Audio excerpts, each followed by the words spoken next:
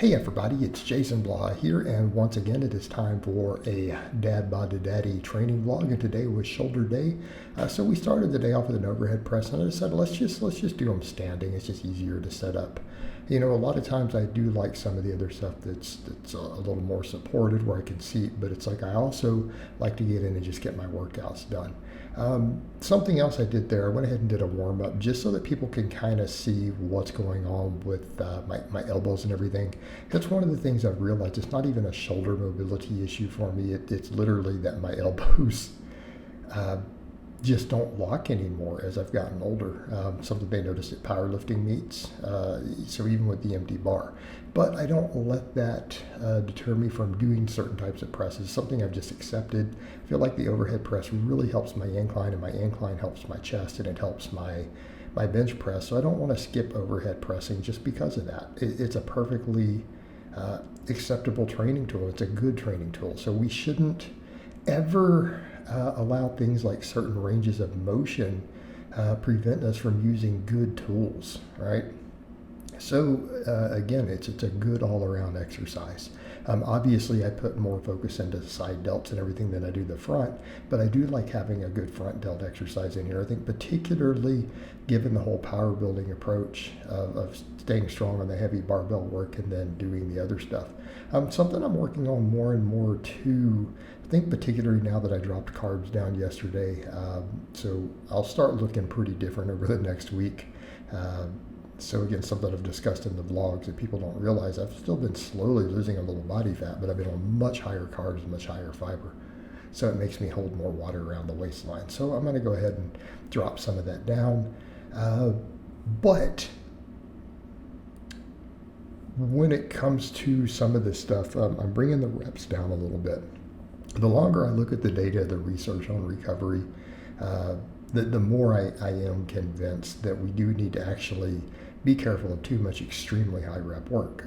It just creates extra fatigue, calcium ion fatigue, and other stuff that doesn't necessarily isn't a problem for muscle growth. I mean, a set to failure is a set to failure.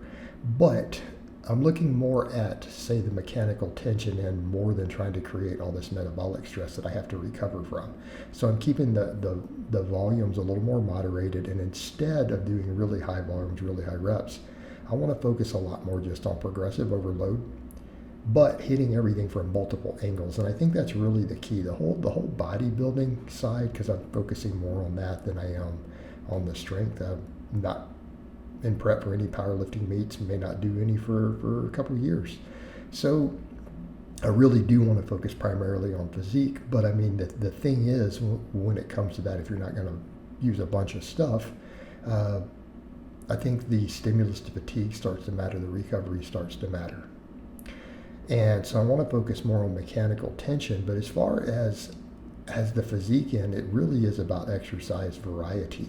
So it's not that these big movements or going heavy, even like I'm doing mostly, 5 to 8 reps on most of the stuff. There's some stuff going up a little higher.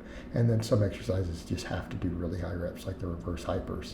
There's no way I'm doing an 8 rep set. I couldn't even load it up that way if I wanted to, unless I went to single leg. So with these movements, it's just get enough variation. And in other words, yeah, the overhead press alone isn't enough to build great shoulders. But what happens when you combine it with 3 other exercises, right? Bench press might not build the greatest, most aesthetic chest, but what happens when we start adding incline bench and pullovers to it? See where we're going? It really is about working all the angles. It's not that we necessarily have to chase pump or any of that. In fact, there's no evidence whatsoever that pump is even associated with muscle growth. So it really is about which muscle fibers you recruit, right? It's not about hormonal responses. It's not about any of this stuff. It is about fatiguing individual fibers, and that can be done with a variety of weights. But recovery is the name of the game, particularly if I'm going to train the 5 days a week. The workouts are pretty brief. I'm not trying to do 15 sets of muscle. If I say shoulders get the most work. Triceps are definitely going to be up there, though, biceps too. Triceps because I do pressing on 2 different days, and then I do tricep isolation on just a tricep day.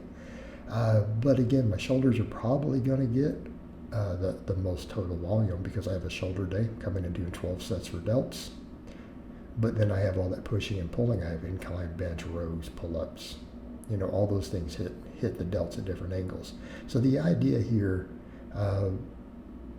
is to keep stuff heavy, focus on progressive overload with moderately heavy weights, right? Not powerlifting, because I'm not doing a lot of 1 to 3 stuff. I'm doing a little bit of 1 to 3 stuff, but really only on the big 3. Then I'm still doing a lot of rep work with all of that, right? The benching, we still do quite a bit of rep work. But the idea here is hit the different angles. So it's no reason we can't do more moderate reps and focus on progressive overload and going fairly heavy. Like even with these rear delt raises, I just get too many reps. So I went up to 15, then I went to 20 on the last 2 sets, right? Let's just focus on progression on these things. But let's hit a variety of angles. So in other words, yeah, overhead press isn't going to build the greatest delts. But if we do upright rows, we do lateral raises and rear delt raises, now we're hitting our delts four different angles. Okay, that's worth something. Same thing with the chest stuff. Bench press, incline, pullovers, that's hitting pecs different angles. Lats, we do pull-ups and rows. Right, squats, we do a couple different things. Posterior chain, I do 3 different exercises every week. So the main thing is that making sure we hit all the angles.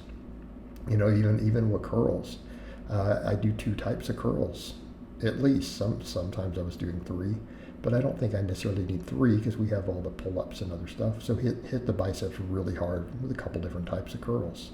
Really hard sets. Focus on progression. Okay, that's the key. And we don't need crazy high volumes to grow. We've never needed it. The evidence isn't there that it's a requirement to get nearly maximum growth. And we've seen in the real world.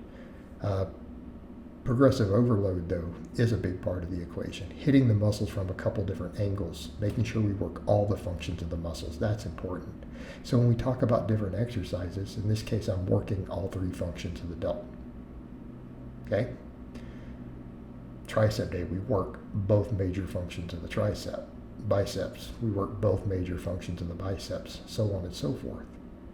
And then I finished up with a set of hanging leggers. I'm doing these a little closer. I feel like now that I do it, I'm a little more efficient. I can get a better range of motion at the top. So I'm gripping these a little bit closer. Okay, probably a little bit better for my overall mobility. But you guys see the same thing there. This is kind of where my elbows lock overhead. It just is what it is. All right, guys, but that's really all I have to say on that today. I hope it's been informative, and I'll talk to you guys and gals next time.